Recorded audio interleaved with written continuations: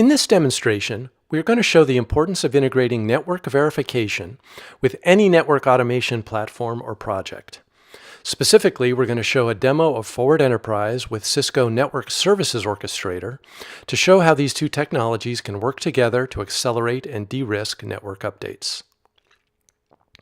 Verification is a new technology for analyzing network configurations and designs to mathematically prove network behavior. It's based on an understanding of the network details, not looking at traffic or log events. By verifying network designs, you can detect errors and potential policy violations before they happen, not reacting to issues after the fact. Network automation has greatly increased network flexibility and eases IT workloads. But if there's ever an error in orchestration or service description, you can rapidly propagate errors across the network at warp speed. Verification can intervene and check each configuration to ensure that resulting network behavior will still be compliant with intended policies and application requirements. A network verification process would simply follow each time the orchestration engine pushes changes to the network. Because verification itself is automated, usually only taking a couple of minutes, there's no tedious testing or manual network checks required, so agility is not compromised as you deploy error-free updates. There are a number of automation solutions such as Ansible and Napalm. In this demo, we're going to show how Forward Enterprise works with Cisco NSO, or originally TailF. In any Forward Enterprise integration, a new network service description can be pushed to the orchestration engine and pushed out to reconfigure portions of the network. Simultaneously, a set of policy checks will be updated to Forward Enterprise, essentially requesting a verification that the resulting changes are correct, and even that all other policy requirements for the network in general are still valid. In this demo, we're deploying a simple spine leaf network with initially 2 pods, a pair of redundant F5 application delivery controllers, and 2 Cisco ASA firewalls behind the Internet gateway. We will use Cisco NSO to automate setting up proper routes into the topology from the Internet, open some ports in the firewall, and configure network address translation on the F5 boxes to ensure traffic flows equally to both pods. Although the orchestration appears to complete correctly, Forward Enterprise will identify some issues and how to isolate and repair them. Then we will manually add a 3rd pod, but with a change that black holes all routes and takes everything offline. Again, Forward Enterprise will immediately flag this issue, isolate the root cause, and how to repair the problem.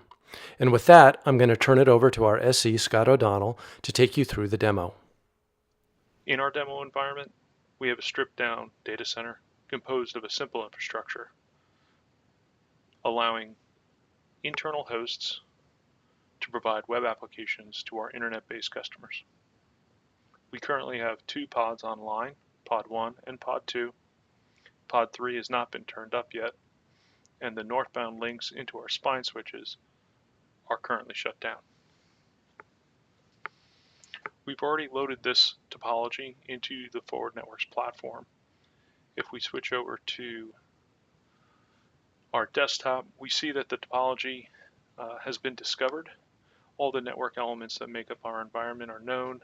They've been interrogated, and we've created a network map or network model. If we take a look at the Forward Networks UI for this topology, we see all the network elements are represented along with the adjacencies.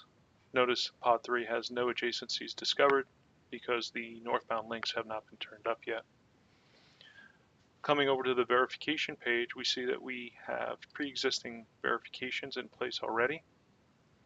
From a security perspective, we have a check in place to ensure internet traffic cannot get to our application pods while bypassing our firewalls or load balancers. From an operational standpoint, we have checks in place to ensure that our application pods have viable paths to our load balancers. Here we see that Pod 1 and 2 have a passed condition. Pod 3 has a failed condition because there is no viable path to from that switch to the load balancers.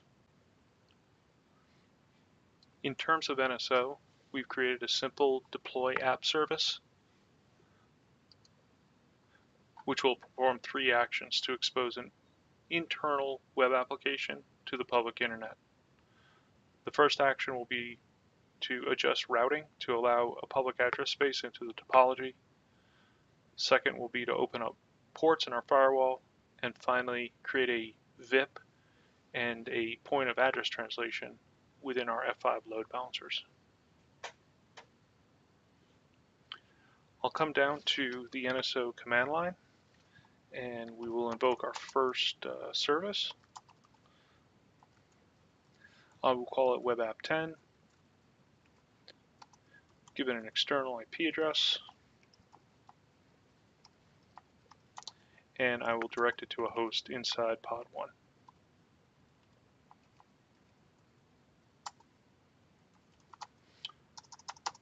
I'll also deploy a second service called web app 20. Again, give it an external IP address,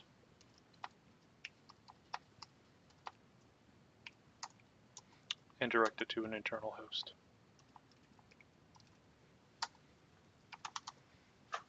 If everything goes right, I will commit this change to NSO, and the new services will be deployed in our infrastructure.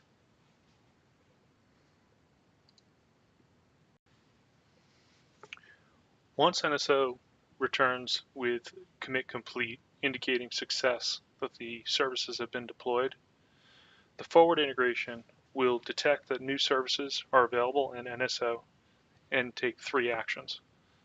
First, it will reach out to the forward collector and ask it to reinterrogate the network environment.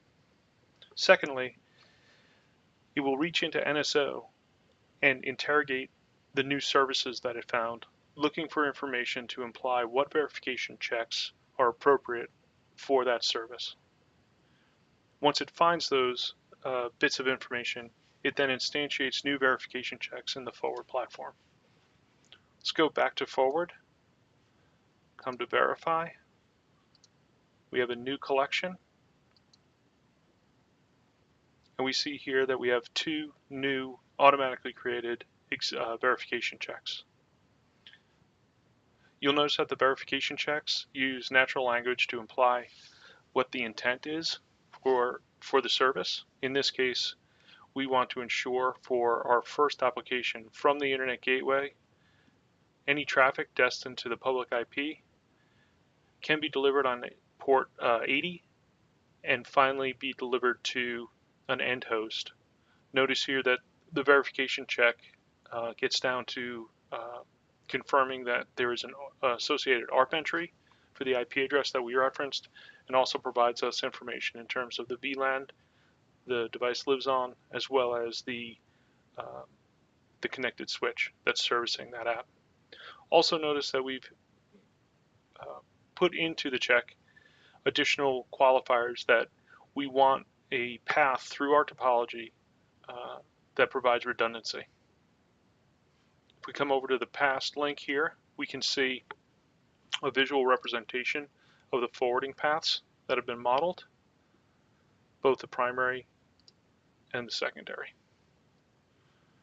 Notice also that we tag the new verification check to help create an audit trail for the automation and the implied verification. In this case, we capture the automation platform, NSO, the name of the service model, as well as the instance name.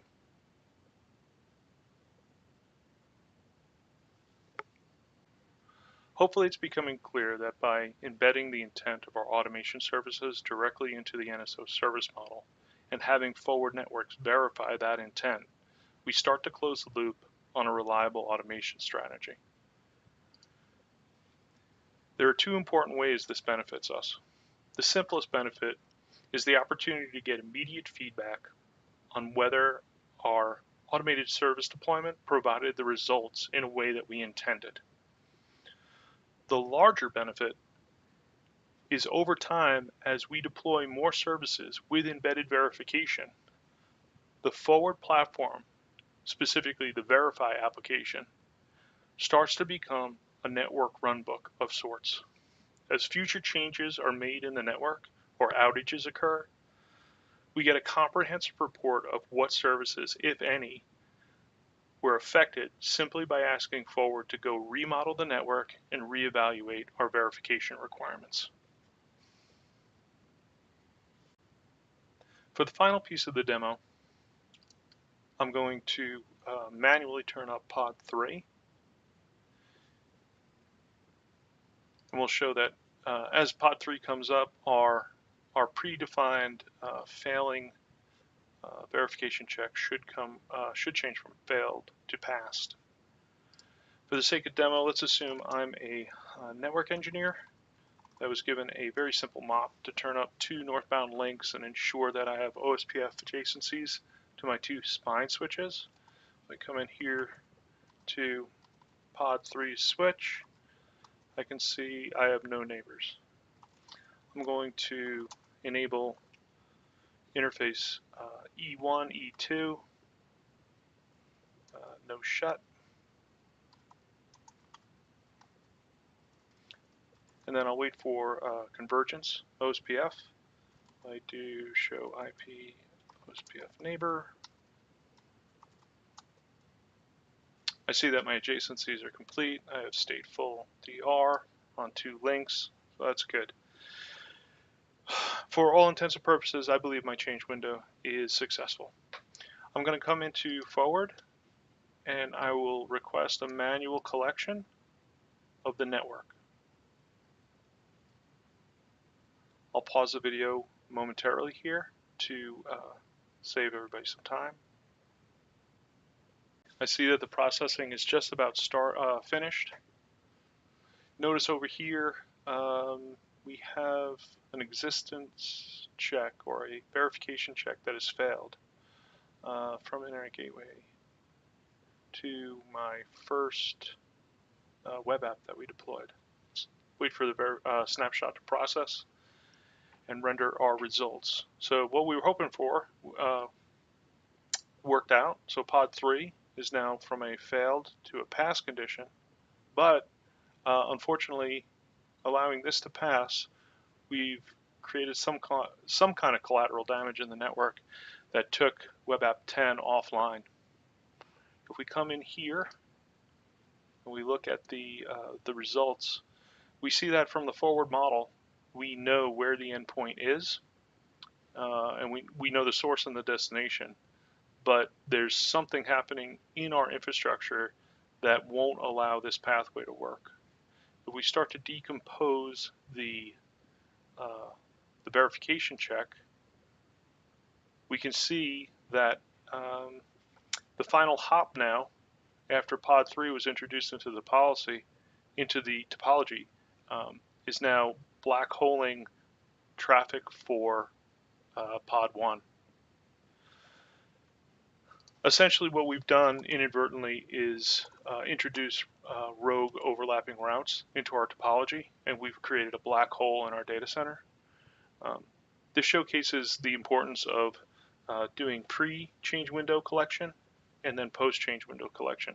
Not only do we get confirmation that our immediate target for change was either successful or failed, but we also get to determine quickly if we're taking other services or other conditions in the network are changing from a pass to a failed condition in response to the changes that we've manually invoked.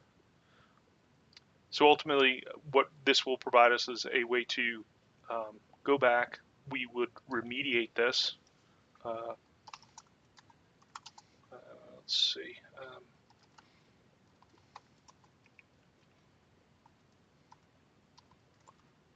We'll shut this.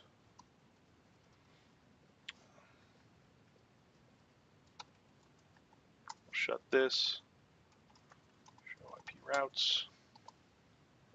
And now we see that our pod 1 route is back heading towards where it should be. If we do another collection, again, I'll pause the video until we're done here. But ultimately what we should see is that our pod 3 will have access to the load balancers, and our web app 10 should be back online.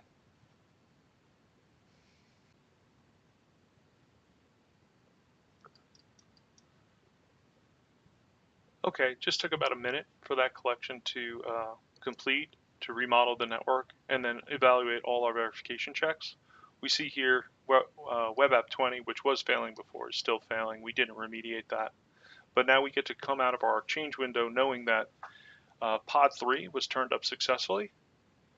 I initially saw a failure or some collateral damage that we caused in the network. It gave me the opportunity to go remediate that problem, recollect, remodel the network, and then re-verify that the remediation steps that I took resulted in bringing our other services back online.